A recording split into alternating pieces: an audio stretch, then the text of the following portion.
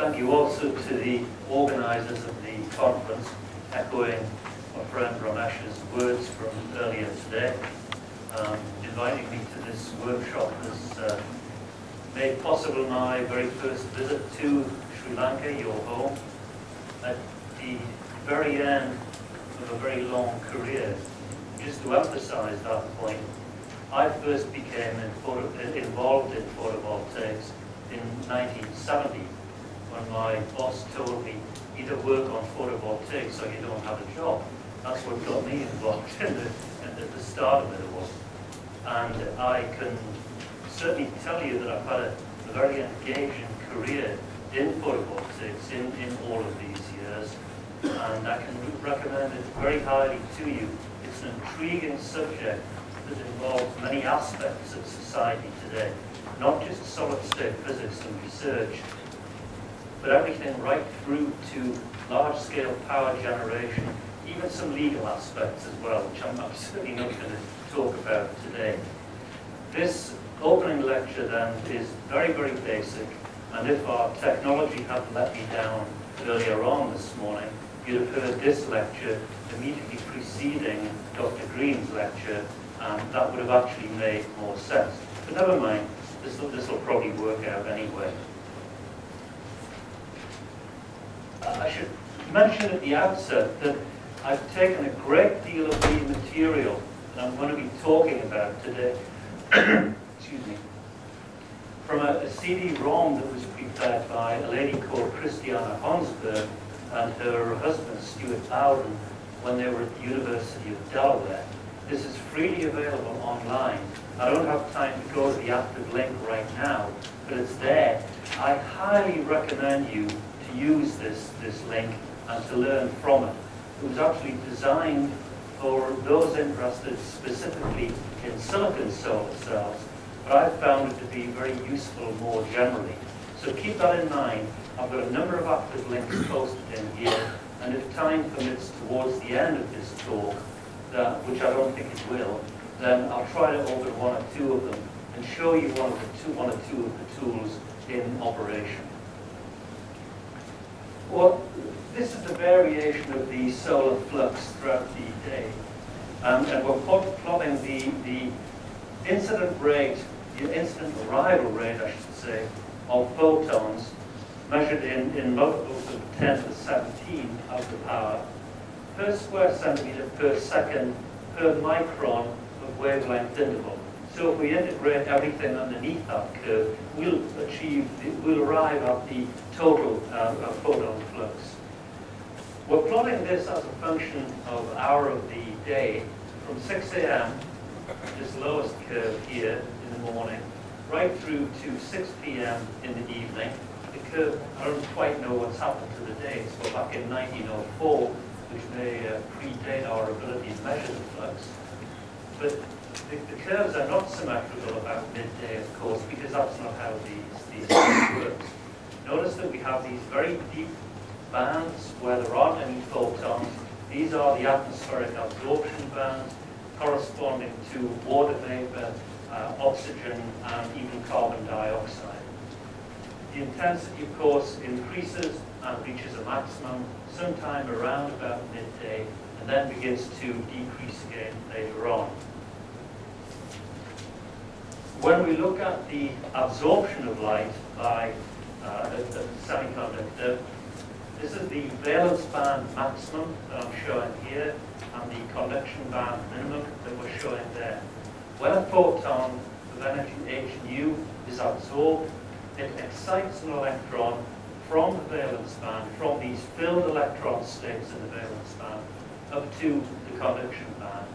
As you heard Professor Green mentioning just before the break, in general, for those photons that are actually absorbed, more energy will be absorbed than can usefully be used. We don't provide, in all cases, precisely the bandgap energy, even though that's what we would wish to provide.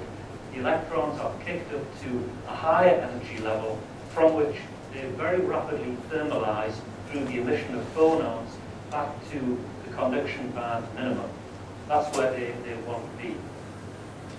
On the other hand, those photons which have energy, those incident photons which have energy less than the bandgap of the semiconductor, e.g., they simply are not absorbed by any useful radiating process. Excuse me. Now, what this means is because we have a very broad band of wavelengths in the sun's spectrum, and yet we only have this single semiconductor here, we can't absorb all of those photons very, very efficiently. Ideally, what we would like is a separate semiconductor to absorb each small incremental range of wavelengths. And that, of course, is the basis of multiple junction or tandem cells. The message from all of this is that the sun is not a laser. We're dealing with an extremely complicated broadband spectrum which has superimposed on it deep absorption bands corresponding to atmospheric gases. And the intensity, of course, as I pointed out, is varying throughout the course of the day. So the design of the solar cell, the choice of the optimum band gap, is a rather tricky matter.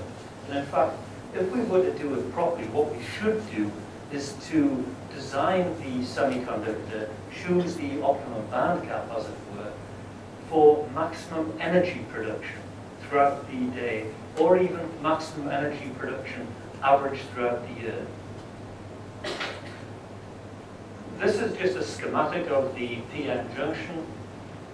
This, incidentally, is taken from a book called States of Matter by an author called J.P. McKelvey. I found that very useful in my early work. Here's the p-n junction shorted out, and when light is shining on that p-n junction, it passes the short circuit current density.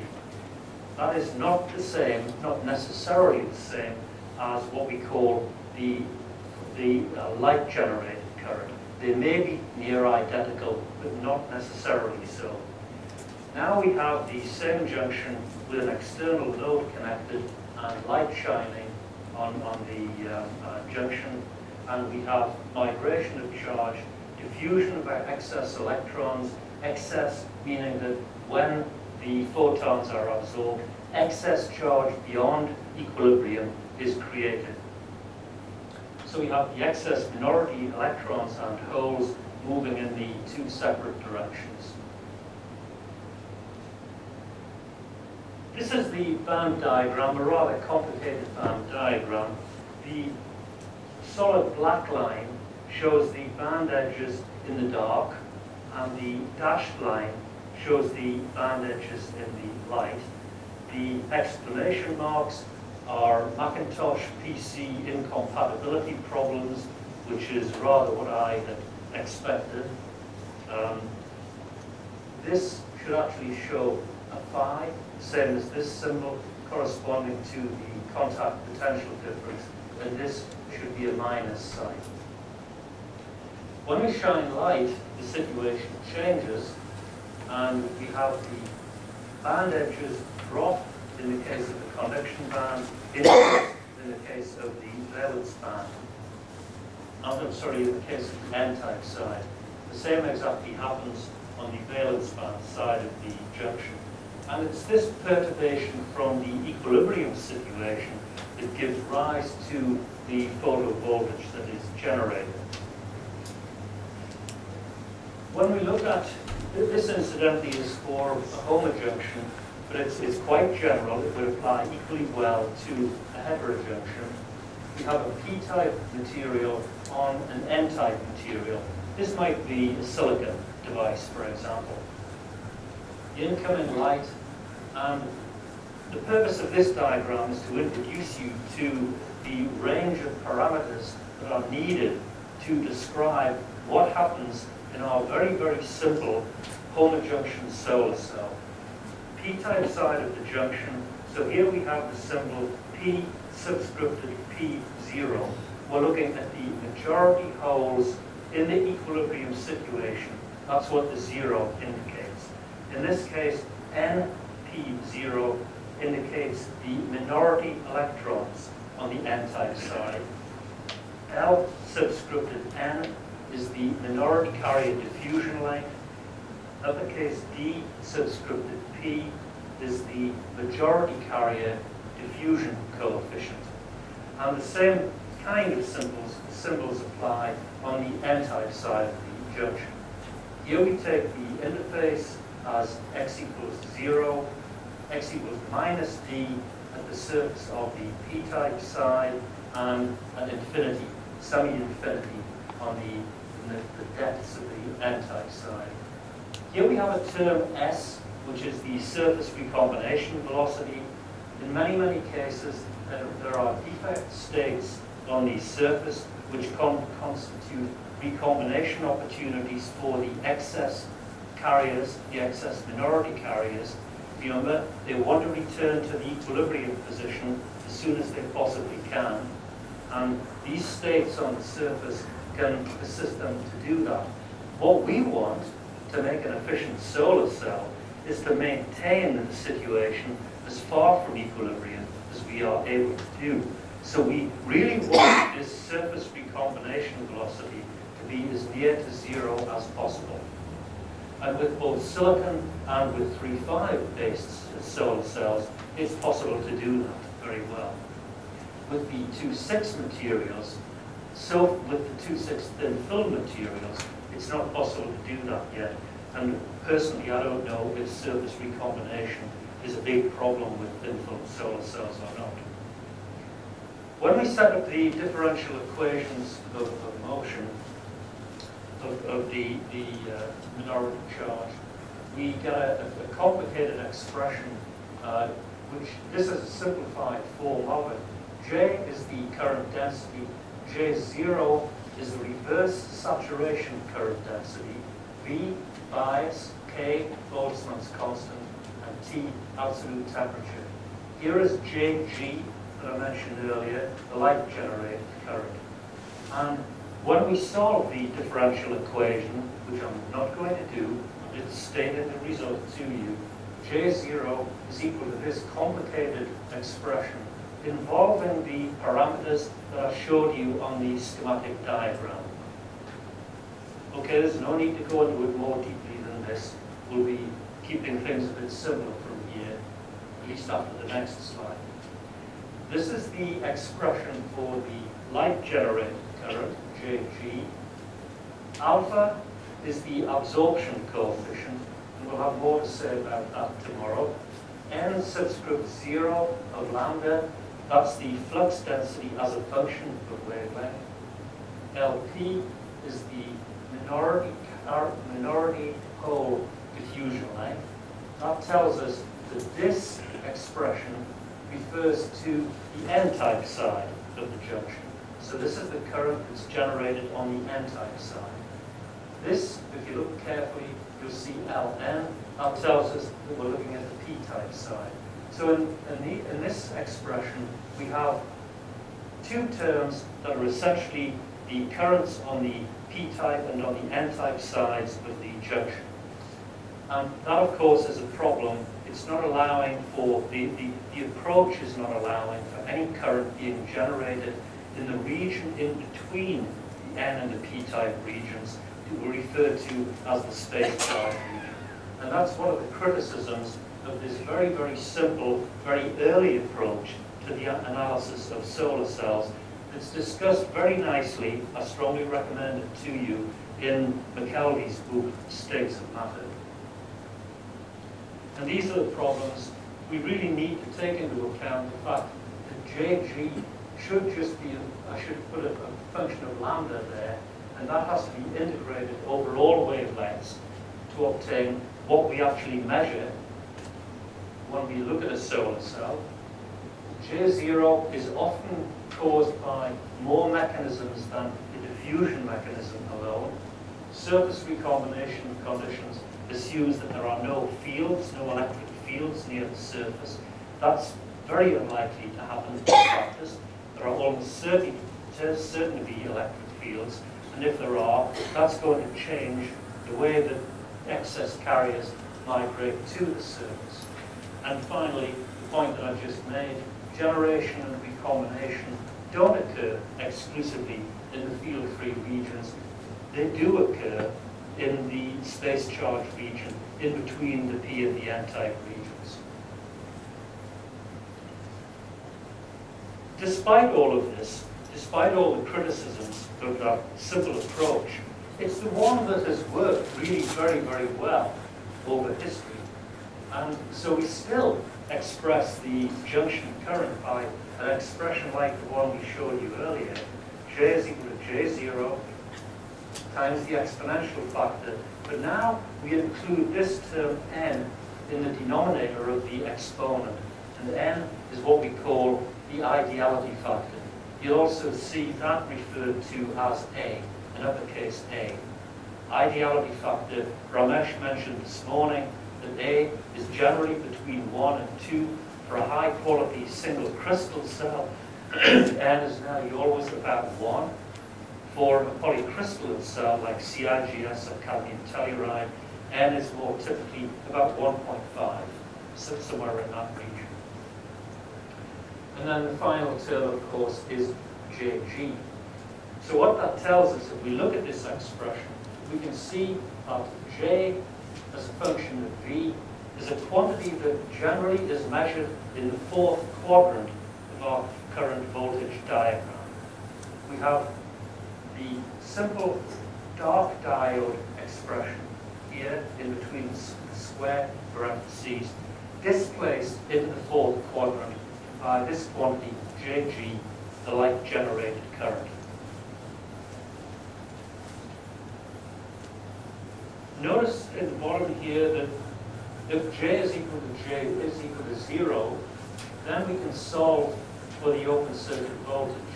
VOC is equal to NKT, ideality factor, times thermal energy, times the logarithm of the ratio of JSC over J0. And a lot in solar cell research is about maximizing this ratio. You can even argue that the focus of solar cell research has to be about reducing J0 as much as possible. And I'll explain why soon. So how do we estimate the cell performance? Well, of course, you've probably read enough in the literature to realize that we talk about efficiency an awful lot. That's the single parameter that those of us in PV research use to measure how well we've done. And the efficiency is the product of the short circuit current density, JSC, times the open circuit voltage, and a term we call the fill factor. Remember, I've talked about the current voltage characteristic being displaced into the fourth quadrant. Now, the fill factor describes how square the current voltage characteristic is. Ideally, what we would like is a rectangle from JSC up vertically to VOC. But nature doesn't work that way. There's some curvature to the characteristic. And when we look at the what we call the maximum power point, the maximum product of J and V, divide that by JSC times VOC, that's what we call the fill factor. And it's a term, as I said, that describes the squareness of the current voltage characteristic. The product, of course, of these three factors, JSC, VOC, and fill factor, has to be divided by the total irradiance, the area, that is, under the irradiance curve, and that, of course, varies throughout the day. So paradoxically, even though we are trying to make solar cells, devices to generate under the sun, the only way of characterizing them, characterizing their efficiency reliably, is to measure them indoors under standard conditions. This again is the diagram I showed you earlier. I don't need to work through that again. This is a different representation of the diagram. We're now plotting it in terms of the irradiance, watts per square meter, not number of photons, but watts per square meter per micron. That's the horizontal axis again. And I've superimposed on this irradiance curve an ordinate which corresponds to the band gap of either silicon or CIGS. Copper, indium, gallium, selenide, and its optimum performance has a band gap very close to that of silicon, about 1.15. All photons less than this ordinate under this curve are absorbed by the semiconductor and contribute to the short circuit current density. If we want to obtain the total irradiance, then we integrate this curve from the cutoff in the short wave to the longest wavelength. At NRAL, the longest wavelengths that they use are about 4 microns. Even though there's very little irradiance, very little power in this range, they take that into account as well. This is now going back to the flux.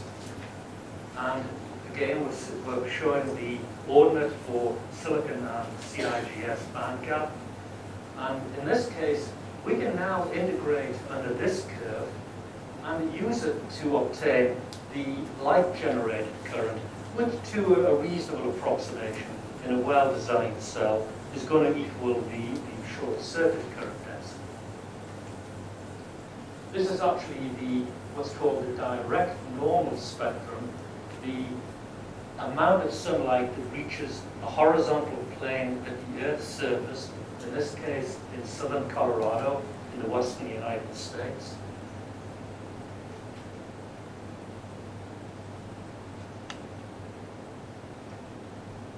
And if I wanted to consider the semiconductor that Ramesh was talking about this morning, cadmium telluride, then we would move this ordinate up to about 1.45,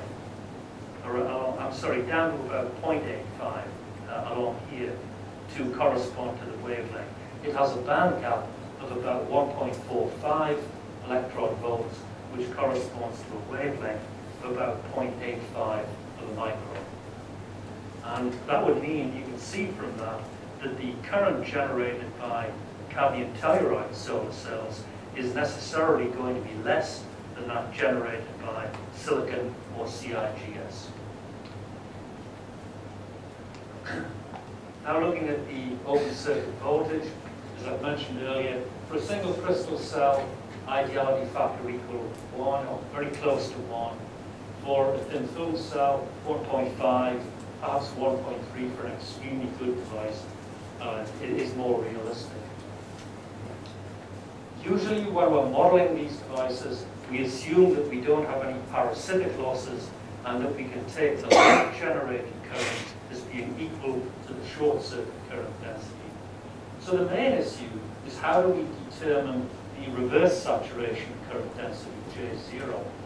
Well, one approach that I used after it had been suggested by Alan Barnett, quite a well-known figure in photovoltaics in the USA, and his student Nell, and they noted that for many record solar cells, single crystal solar cells, J0 could be expressed by this empirical relation with beta, simply a fitting term proportional J0 proportion to beta TQ, and then the band gap over KT.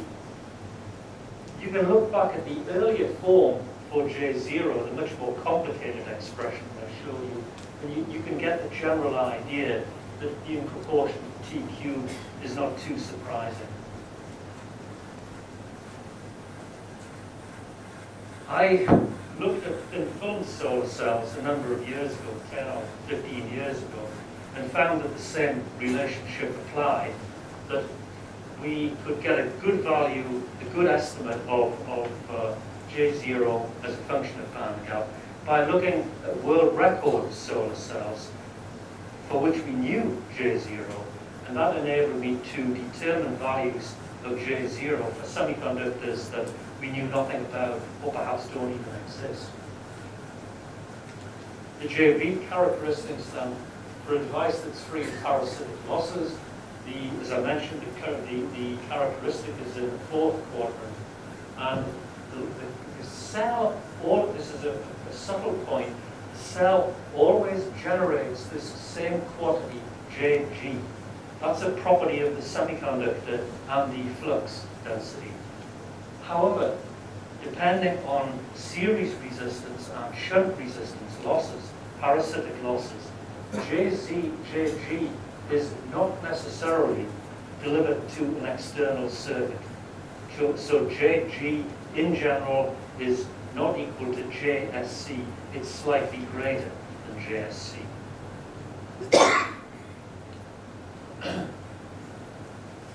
One point to notice is that as JG increases, and you see this when you have time, go back to the notes, you'll see the J0 decreases by much more than JSC. That means that logarithmic term actually increases.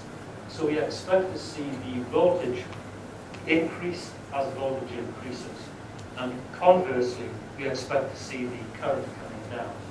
And I'll show you this now. This actually shows you the light and dark currents for a 1.45 EV semiconductor. I probably had in mind cadmium telluride. Here's the origin right there. Here's the curve in the dark. This is the dark diode characteristic. We shine light on the device and we displace it in the fourth quadrant. This is the only quadrant where useful power can be delivered to an external load. This point where we intersect the y-axis is the short circuit current density. The point here where we intersect the x-axis is the open circuit voltage. In this case, what I calculated from the area under the irradiance curve was that the short circuit current density could be as high as 29.3 milliamps per square centimeter. Now this is a theoretical calculation. It should be possible in practice, but it hasn't ever been as high as that so far, at least so far as I know. When I applied the Nell approximation to J0, I was able to calculate an open circuit voltage of 850 millivolts. And we can estimate an efficiency from that, but there's really not a lot of point. More realistic current density in practice might be 25 as a maximum. And so you can begin to get an idea of the efficiency. If we take 25 times 850 millivolts times a fill factor of, say, 75%, then that works out at an efficiency of about 16.5%, somewhere around there, which is close to the world record. As I mentioned earlier, there's no power generated at either VOC or at JSC, but there is a point, JMPP, BMPP, where the maximum amount of power delivered is delivered. And as I mentioned, if we divide the product of those two, divided by the product of JSC and VOC, that's what gives us the fill factor. This diagram shows the same sort of characteristics in the light. Here's the x-axis along there and the y-axis here. So the origin's somewhere here. So we've shone light on the device and look first of all at the 1.45 EV characteristic. It's got a higher current than the other two computed characteristics, but it actually has a lower voltage. And if I plotted these lines far enough, you'll be able to see that. As we increase the band gap to 1.5, the current drops, and as we go further to 1.55, it drops further. So these are computations that demonstrate what I was telling you earlier on. But what all of this means is that there's going to be a maximum in the efficiency versus band gap. If current is decreasing as we increase band gap, but the voltage is increasing, then it suggests that there has to be a maximum. And that's how we are able to determine the optimum band gap. This now shows what happens to JSC and VOC as a function of the band gap more generally.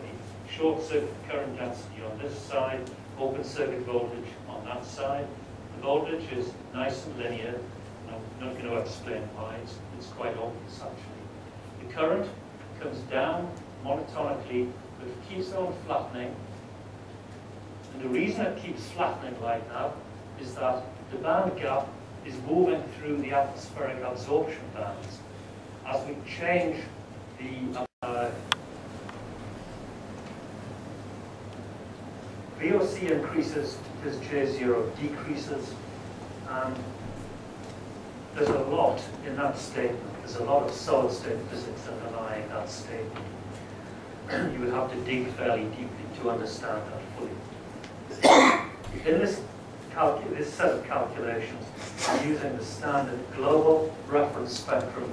We use different reference spectra, the direct spectrum, the global spectrum, whether or not we include scattered radiation or whether it's direct radiation that reaches the Earth without any scattering. And I noticed in passing that I was using a single crystal cell for this modeling.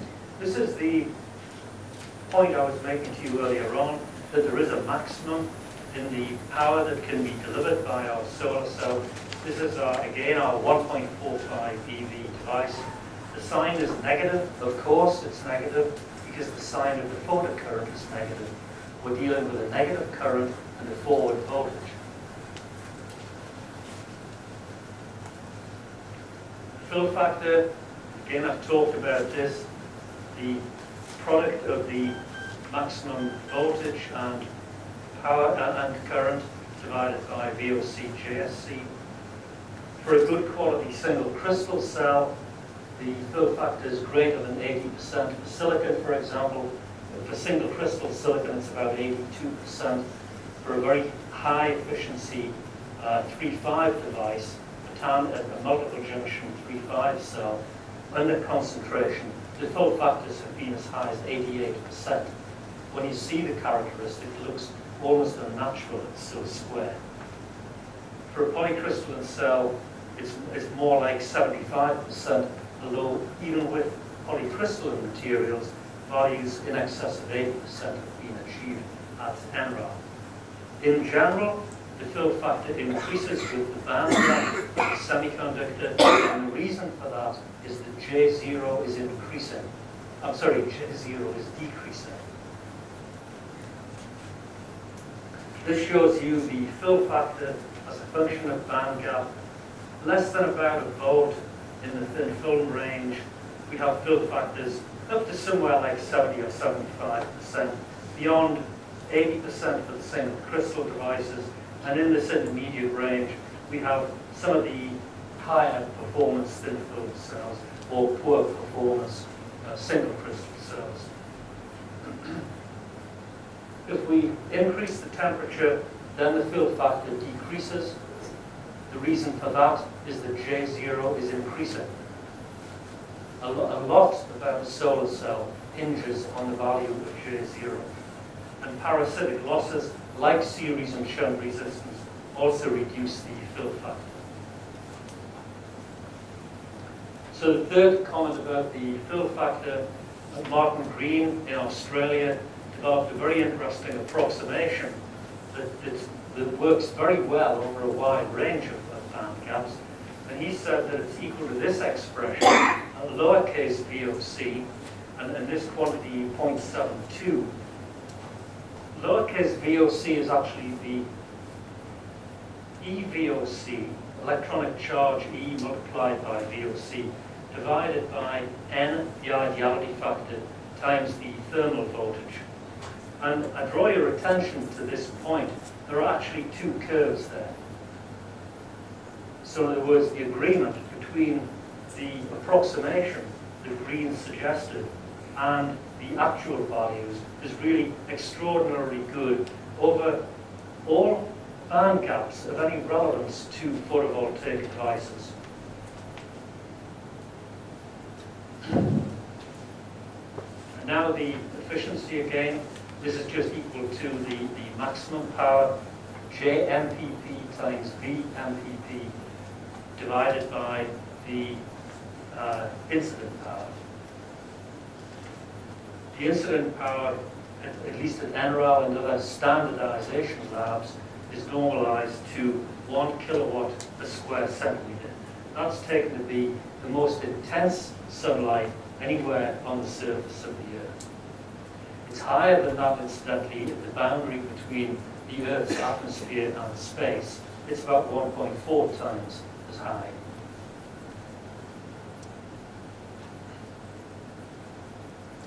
So for a device with a bandgap of 1.45, we could compute a theoretical efficiency of about 27%, which of course is much larger than the record of the highest efficiency thin film cells, which is more like 17%. But at least what it tells us is that at 17%, the cadmium telluride device still has a great deal of potential, and that's what makes it worthwhile continuing research on. Comparing a single crystal device, of course, with a thin film device is unfair in any event, but it sort of provides a yardstick for us. The thin film devices inevitably have larger values of J0. Recombination can occur in the multitude of defects in polycrystals that are available, whereas they don't occur so much in single crystal devices. The model devices also are completely free of any parasitic losses, the series and the shunt resistance losses, and we realize that in practice that doesn't occur. There's always series resistance. This is a diagram showing, again, Ramesh showed a version of this earlier on. It shows the efficiency, the maximum efficiency versus the bandgap, and the curve follows this very, very broad curve up to a maximum corresponding to about 1.5 eV, around about the value of cadmium telluride and gallium arsenide. Gallium arsenide is very similar in bandgap to cadmium telluride. And the detail of the curve, the curvature, the wiggles, is due to the nature of the spectrum. The same reason as that JSC curve I showed you earlier on showed plateaus. So the broadband nature of the spectrum is reflected in this very, very flat, broad maximum that we see when we plot efficiency versus bandgap. What it's telling us is that the actual bandgap isn't too critical. It's not vital to have a bandgap of 1.45 or 1.5 eV. 1.1 or 1.2 will do just fine. Now we're looking at the concentration ratio, and in this case I was using the spectrum known as GNREF, one of the standard spectrums used at NRAL. Again, plotting efficiency versus bandgap. The blue curve is 1 sun, the red 10 suns, and the green 100 suns. So all I was doing here was simulating a thin film solar cell, assuming that it was going to be worthwhile concentrating light onto a thin film solar cell, just to see what happened. And what I found was that the efficiency increased by about 2.5% for each decade increase in the concentration ratio. So the peak of that is about 2.5% less than the peak there, about 2.5 further less than the peak at 100 cells. And the other point is that if you look carefully, you can see that the maximum is gradually shifting to a lower bandgap as the concentration ratio increases. And there are very fundamental reasons for that, which time doesn't permit right now, I'm afraid. But it's an important point for people who design concentrated solar cells, that if they intend operating at 500 or 1,000 times the normal solar intensity, they need to realize that their efficiency, their bandgap should not be the same as the bandgap for a 1 sun solar cell. Now what we're looking at, very realistic plot here, what happens when we allow the temperature of our solar cell to increase from 300 to 350 to 400. Normally, a solar panel operating in bright sunlight will increase in operating temperature from the ambient by perhaps as much as 40 or even 50 degrees centigrade. So very considerable increase. I was assuming 1 sun irradiance, and you can see that the peak efficiency decreases very, very sharply as we increase the temperature. And the peak efficiency moves to higher band gap with increasing temperature.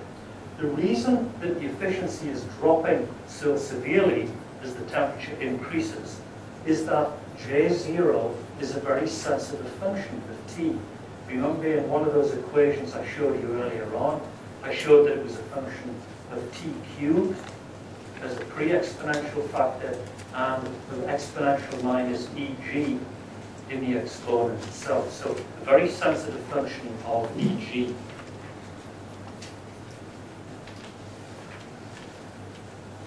And that's why the band gap is moving to, that's why the efficiency peak is moving to a higher band gap. It's the attempt by the simulation program that I wrote to offset this very severe increase in J0 with temperature. And now the quantum efficiency, now that's defined as, quite simply, as the ratio of collected electron-hole pairs divided by the incident photon flux. That's an external quantum efficiency. The internal quantum efficiency is very, very relevant to the physics of our device. The external quantum efficiency is relevant to the performance of our device for a user. It's usually expressed as a percentage, and a high quality cell, even a thin film cell, across a broad part of the response spectrum will have an efficiency very close to 100. What that's telling us in another way is that we are collecting nearly as much current as it's possible to collect. The QE characteristic is actually very useful. It's, to my mind, a much more fundamental tool than the current voltage characteristic, which in a way is just a picture of how the cell is performing overall. The quantum efficiency is much more useful in that we can use it to draw certain inferences about what is working well and what is working poorly in our device. I'll try to show you that in just a minute. If we want to calculate the internal quantum efficiency from the external QE, then we need to divide, at least to a good approximation, by 1 minus R equals lambda. R is the reflectance from our solar cell. If we're using a good quality anti-reflection coating, then we can make R of lambda very small, and it should be possible to ensure that the internal and the external quantum efficiencies are quite close together. Again, as I've mentioned here, Christiana Honsberg on this wonderful website has provided a very useful visualization tool where you can vary the parameters that go into the expression of the quantum efficiency, the minority carrier diffusion length, the surface recombination velocity. And again, I encourage you to follow that link. If I had a little bit more time, then I could do that for you, but I'm not going to do that here.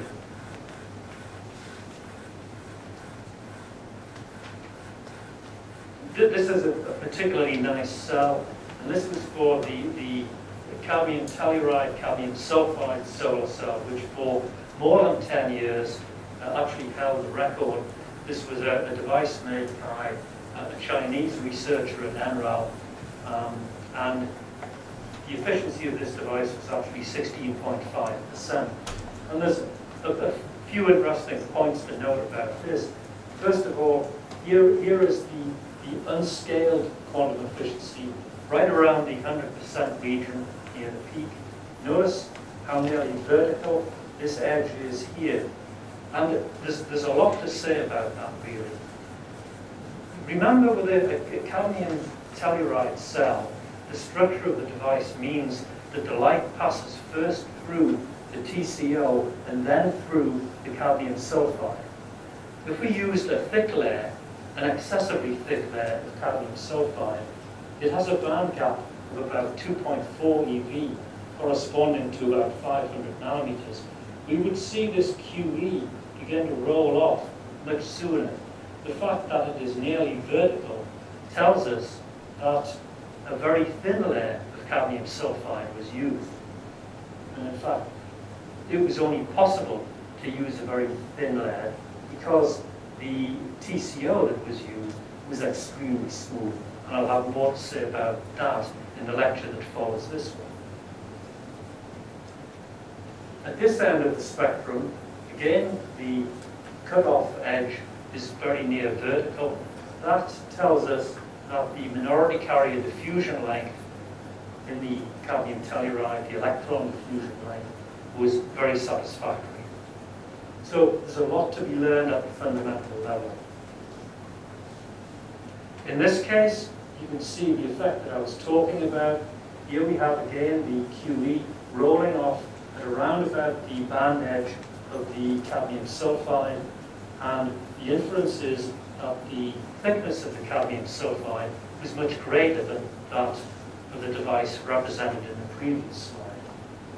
So the efficiency of this device was only about 10.6% compared with the 16.5% of the previous device. Series resistance, that's typically due to a number of causes, but the resistance of the back contact to our semiconductor, any grid that we might use, spreading resistance in the emitter, and the main impact that it has is on the fill factor of our solar cell.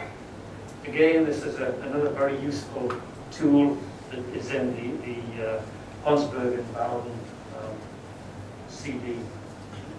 The series resistance is measured with the dimensions of ohms times centimeters squared.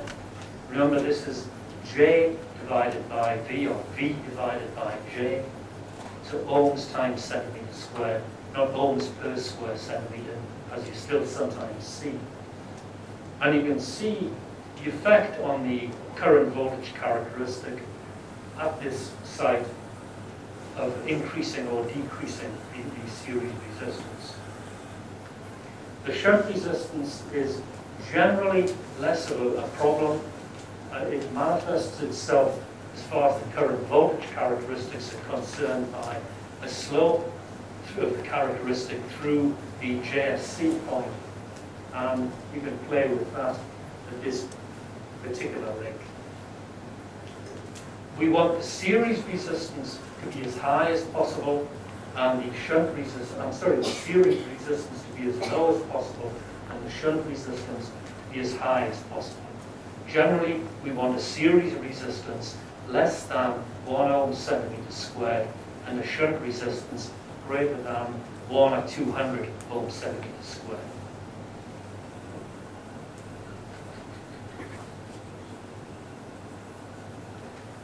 We can modify the current voltage equation to take into account the series and the shunt resistance terms and the ideality factor. That's the full expression for the current through a solar cell.